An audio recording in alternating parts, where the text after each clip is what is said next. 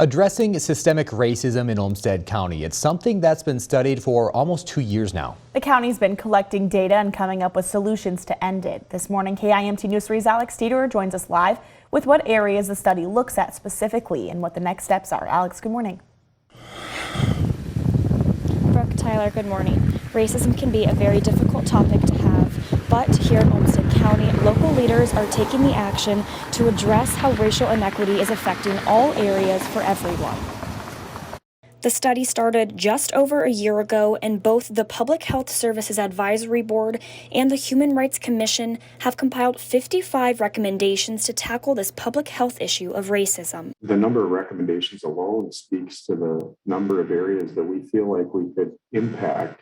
The ultimate goal of these recommendations and the data collected is to adjust existing programs and services to create more diverse and equitable environments and opportunities. That as a community that we're challenged with to improve those inequities, and whether, like Travis mentioned earlier, whether that's employment, which leads to potentially income and housing, transportation, but as well as education.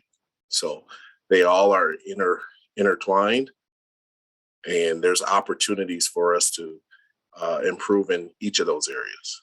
And while both Curry and Grancy say the pandemic emphasized these areas of inequity when it comes to health care, they also found that many other areas were also being affected by racism. The pandemic might have shed some light around access to health care as it relates to race, but we know that, and we learned that through the study in the 55 plus recommendations, that is not just about access to health care. This joint study allowed them to compile 10 areas to focus on with their recommendations.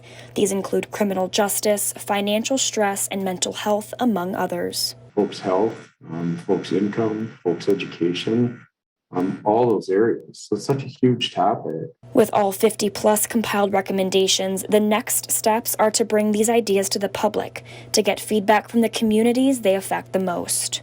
I'm looking forward to getting that community input, because that's ultimately going to lead to kind of the final recommendations, hopefully a list of priorities of where we should shift our focus.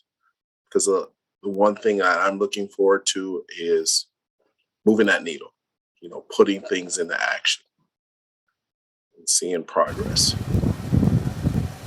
Curry says that they should have the final list of priorities by this summer, but in order to get to that point, they still need feedback and input from the communities that these solutions impact the most. Live in Rochester, Alex Dieterer, KIMT News 3. Thank you, Alex. And to learn more about how to submit your feedback on those 55 different recommendations, just visit our website, kimt.com.